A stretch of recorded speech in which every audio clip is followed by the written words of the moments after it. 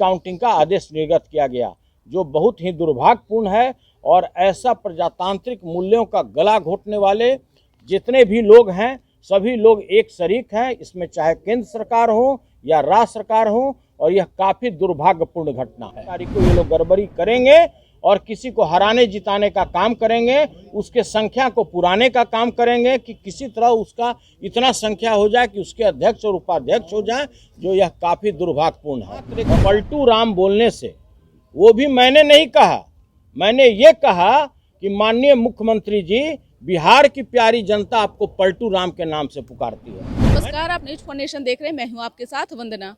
हाल ही में विस्कोमान का चुनाव संपन्न हुआ। हालांकि सुनील सिंह और विशाल सिंह का जो मुकाबला था वो आमने सामने था। उनकी पत्नी भी चुनावी मैदान में थी, सुनील सिंह की। हालांकि अब ऐसे में रीकाउंटिंग को लेकर के सुनील सिंह ने कहा है कि यह सीधा सीधा लोकतंत्र की हत्या हुई है।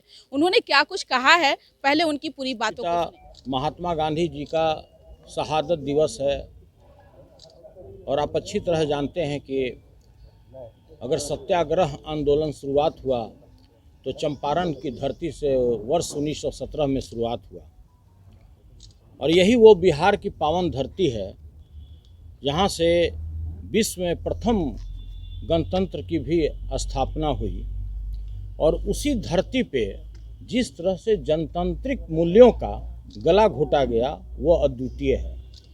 आप सभी लोग जागरूक नागरिक भी हैं, आप प्रेस मीडिया से हैं, इलेक्ट्रॉनिक मीडिया से हैं, होटल वाले हैं, लेकिन भारत के एक जिम्मेदार नागरिक भी हैं। ये काफ़ी सोचनीय विषय है कि किसी भी संस्था का, चाहे लोकसभा हो, विधानसभा हो, एक पंचायत का वार्ड सदस्य का इलेक्शन हो, मुखिया का हो, पैक्स अध्यक्ष का हो, व्यापार मंडल का हो, या विस्कोमान जैसे एक शीर्ष सहकारी संस्था का हो, कोई भी निर्वाचन का एक अपना मर्यादा होता है, एक मूल्य होता है, जिसको आज भारत और राज्य सरकार ने मिल के तार तार कर दिया।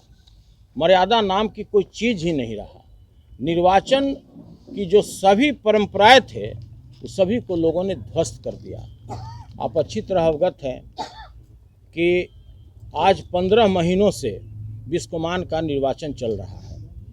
पहला बार जब निर्वाचन निर्विरोध होने के कगार पर था, रिटर्निंग अफसर के रूप में वर्तमान जिलाधिकारी थे और बिना कारण का उस निर्वाचन जो निर्विरोध हो चुका था उसको गलत तरीके से गलत आरोप लगाते हुए उसको रद्द कर दिया गया।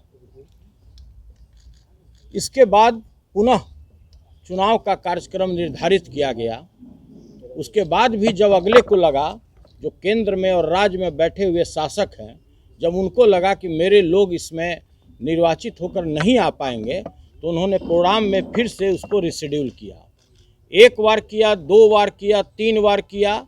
उसके बाद भी जब देखा कि हमारे लोग नहीं आ पा रहे हैं, तब उन्होंने 800 नए लोगों को शेयर अलॉट करके उसको एलिजिबल बनाया पूरे बिहार और झारखंड में।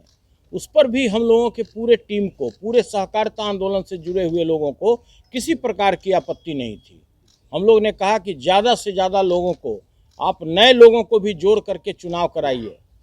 हम लोग जनतांत्रिक मूल्यों पर विश्वास करते हैं, हम लोग सहकारिता आंदोलन से जुड़े हुए लोग हैं, हम किसान की सेवा करते हैं, गरीब लोगों की सेवा करते हैं।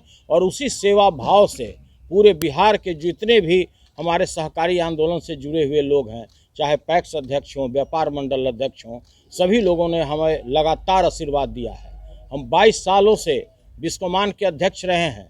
मैं उस समय अध्यक्ष बना जिस समय इसके पास मात्र 16,000 रुपये का पूंजी था। 16,000 रुपये से शुरुआत किया। 300 करोड़ रुपया संस्था पर कार्मिकों का पीएफ का पैसा बकाया था और तनख्वाह बकाया था। हम लोगों ने बगैर किसी सरकार से किसी प्रकार का अनुदान लिए हुए, बगैर बैंक से ऋण लिए हुए, बगैर कोई अपनी प्रॉपर्टी बेचे हुए, हम लोगों ने अपने पूरे कार्यकाल में जितने भी निदेशक मंडल के बोर्ड के जितने भी माननीय सदस्य थे, सभी लोगों ने, हम लोग दिन रात मेहनत, ईमानदारी के साथ मेहनत करते हुए कर्मचारियों को 250 करोड़ रुपये से ऊपर वेतन और पीएफ का भुगतान किया। और 1 तारीख को हम लोग 1.5 करोड़ रुपये अपने कार्मिकों को भुगतान करते थे। इसमें न तो सरकार का सहयोग था, न किसी और व्यक्ति का सहयोग था।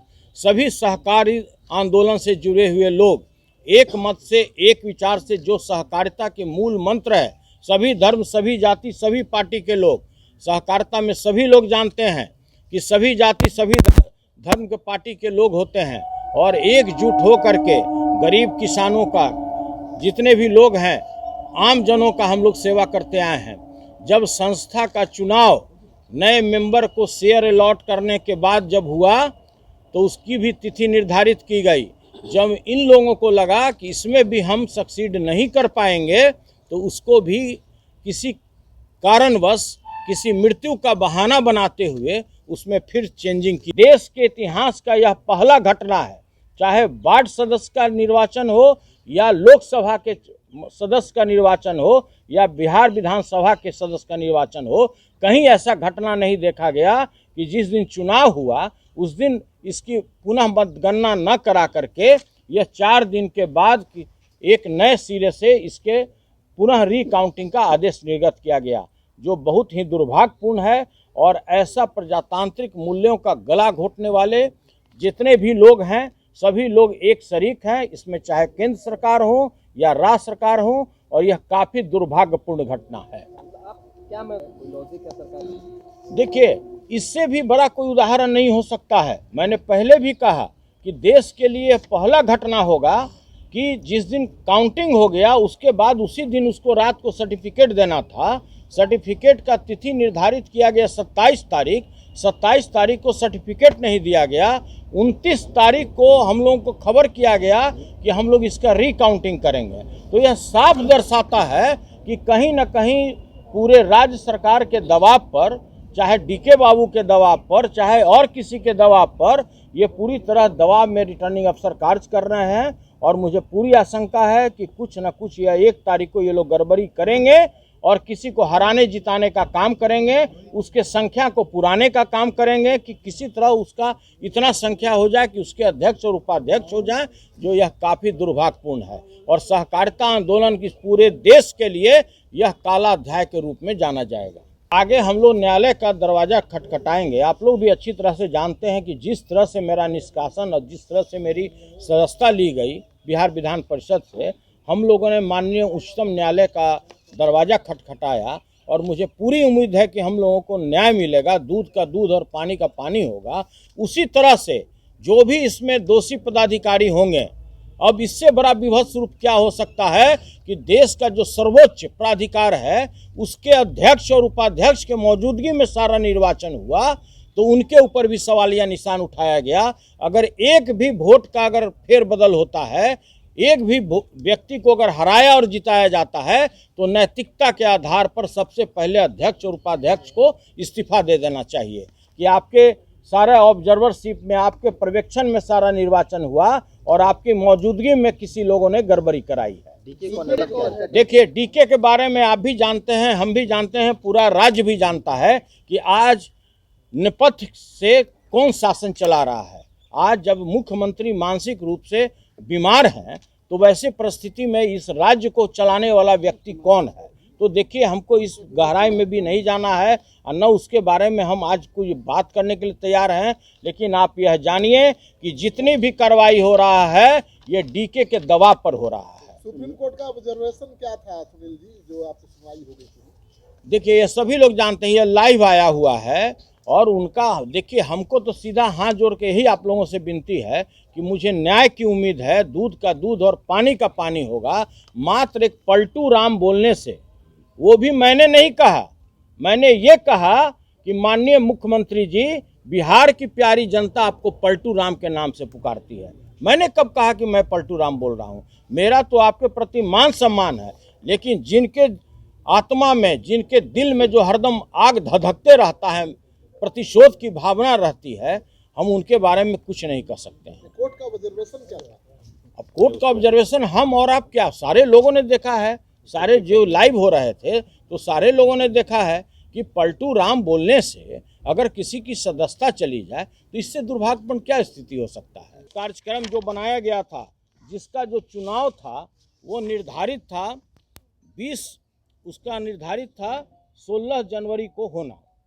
16 जनवरी के तिथि को बढ़ा करके फिर से एक नया रिशेड्यूल कार्यक्रम बनाया गया। जिसमें था कि 24 तारीख को इसका निर्वाचन होगा। बिस्कोमान का जो निर्वाचन 24 तारीख को संपन्न हुआ, किसके देखरेख में हुआ? इसके लिए भारत सरकार का जो सहकारी निर्वाचन प्राधिकार है, उसके स्वयं जो सबसे बड़े देश के अधिकारी हैं, जो उसके चेयरमैन हैं और वाइस चेयरमैन हैं, उनका दौरा हुआ इसी कार्यक्रम के लिए। इसकी पत्र हम आप लोगों को हस्तगत कराएंगे। इनके नेतृत्व में, इनके देखरेख में, इनके पर्यवेक्षण में बिस्कोमान का निर्वाचन 24 तारीख को संपन्न हुआ। उसकी काउंटिंग की गई, एक एक चीज़ की सीसीटीवी कैमरा में और वीडियो फोटोग्राफी की गई। उसके बाद लगभग 12 निदेशक मंडल के सदस्य हमारे पैनल के जीत के आए और सरकार के पैनल के 5 लोग जीत करके आए। सभी लोग जानते हैं, जितने भी लोग हैं, समाज के लोग हैं, आप लोग भारत के नागरिक हैं, सभी लोगों को यह अच्छी तरह से पता है कि अगर कोई भी रिकाउंटिंग होता है, उसी समय रिटर्निंग अफसर को लीक कर दिया जाता है कि इस काउंटिंग से हम संतुष्ट नहीं हैं। लेकिन उस समय रिटर्निंग अफसर को हम धन्यवाद देना चाहते हैं कि उन्होंने उस समय सभी लोगों को बोला कि किसी प्रकार का अगर आपको गिनती में, मतगणना में किसी प्रकार की कोई आपत्ति है तो कृपया आप लोग लिख करके दें, मैं पुनः उसका मतगणना करा दूंगा। उस समय उस स्थिति में भारत के जो सहकारी निर्वाचन प्राधिकार के जो चेयरमैन और वाइस चेयरमैन थे, वो भी उपस्थित थे। उस समय किसी लोगों ने नहीं दिया। आज जब 27 तारीख को जब हम लोगों को सर्टिफिकेट निर्गत करना था, और यह भी देश का एक अभूतपूर्व घटना है कि निर्वाचन हुआ 24 तारीख को, मतगणना हुआ 24 तारीख को, और रिजल्ट देने का भारत सरकार के अप्रूवल के बाद तिथि निर्धारित की गई 27 तारीख। 27 तारीख को हम लोग को सर्टिफिकेट, निर्वाचन प्रमाण पत्र मुहैया नहीं किया गया। 29 तारीख को शाम को जिला पदाधिकारी, रिटर्निंग अफसर के यहाँ से हम लोग को सूचना दी गई कि हम लोग 1 तारीख को पुनः इसका मतगणना करेंगे। आप लोग अच्छी तरह जानते हैं कि जिस तरह से चंडीगढ़ मेयर कांड हुआ, उससे भी बड़ा कांड होने वाला है इस पटना में। डीके के दबाव पर यहाँ के रिटर्निंग अफसर एक आवेदन लेकर दिल्ली भेजे और दिल्ली से उन्होंने आदेश कराया कि इसका पुनः हम लोग मतगणना करेंगे। जो बैलेट बॉक्स है, जो मतपत्र है, जो यूज़ किया हुआ मतपत्र है, न तो किसी भी व्यक्ति से उस पर साइन कराया गया, न उसको सील कराया गया, और उसको इसी तरह से कहीं पे ये लोग जिलाधिकारी ने रखवाया है। हम लोग को पूरी तरह आशंका है कि ये लोग बिल्कुल गड़बड़ी करेंगे, और अगर इसमें जो मतगणना हुआ है पहले और जो लोग पहले निर्वाचित हुए हैं, अगर एक भी फेरबदल होता है उसमें, तो इसके लिए उत्तरदायी कौन होगा? तो हम लोग का प्रथम मांग है कि अगर एक भी डायरेक्टर में हार जीत होता है और उसको फेरबदल अगर किया जाता है, तो सबसे पहले जो भारत के सहकारी निर्वाचन पदाधिकारी, जो प्राधिकार के जो अध्यक्ष और वाइस चेयरमैन जो यहाँ पर आए हुए थे, जिनके निगरानी में संपूर्ण चुनाव हुआ, वो देश के सबसे बड़े अधिकारी हैं, सबसे पहले तो उनको इस्तीफा दे देना चाहिए। इसलिए कि जब अगर उनके निगरानी में सारा कार्य संपन्न हुआ, सीसीटीवी के निगरानी में हुआ, वीडियो के निगरानी में हुआ और जिलाधिकारी के निगरानी में हुआ, और फिर भी अगर रिकाउंटिंग का अगर आदेश पारित होता है, तो इस संविधान में इससे बड़ा काला अध्याय नहीं हो सकता है।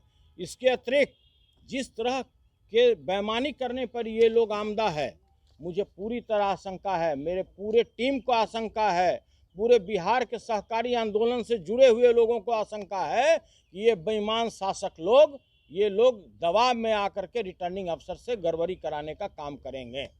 और इसके साथ ही मैं यह भी आप लोग के माध्यम से सूचित करना चाहता हूं कि ये लोग जितने भी लोग हैं, इनका एक सूत्री कार्यक्रम है कि किसी तरह से इस चुनाव को अवैध घोषित किया जाए। इसके अतिरिक्त इसके टाइम को और एक्सटेंड किया जाए। आप लोग अच्छी तरह जानते हैं कि जब रिकाउंटिंग का आदेश हुआ तो साथ साथ सर्टिफिकेट देने का भी तिथि निर्धारित किया जाना चाहिए था। कोई तिथि निर्धारित नहीं किया गया। इसके अतिरिक्त अध्यक्ष और उपाध्यक्ष के चुनाव का भी तिथि निर्धारित किया जाना चाहिए था, वो भी निर्धारित नहीं किया गया, और मात्र यह दे दिया गया कि हम लोग रिकाउंटिंग कराएंगे। तो पहला तो ये था कि जो 24 तारीख को मतगणना हुआ, रिजल्ट आउट हुआ, जिसमें 12 हम लोग के पैनल के जीत चुके हैं, 5 उनके पैनल के जीते, उनको 4 दिन तक खुली छूट दी गई कि आप आपस में धन बल का इस्तेमाल करके, डरा धमका करके, प्रशासन के मदद लेकर के आप पहले डायरेक्टर को तोड़ फोड़ कीजिए। जब उनको ऐसा महसूस हुआ कि हम इसमें सफल नहीं हो पाएंगे, तब उसने भारत सरकार के सहयोग से उन्होंने पुनः इसका रिकाउंटिंग का आदेश। क्या कुछ कहा, बता दें कि सुनील सिंह के गुट के 12 सदस्य जो थे वो इस चुनाव में जीते, वहीं विशाल सिंह की टीम से 5 सदस्य जीते, लेकिन अभी भी जो लड़ाई है वह जारी है। अब इस खबर बस इतना ही। बने रहिए न्यूज़ नेशन के साथ। धन्यवाद।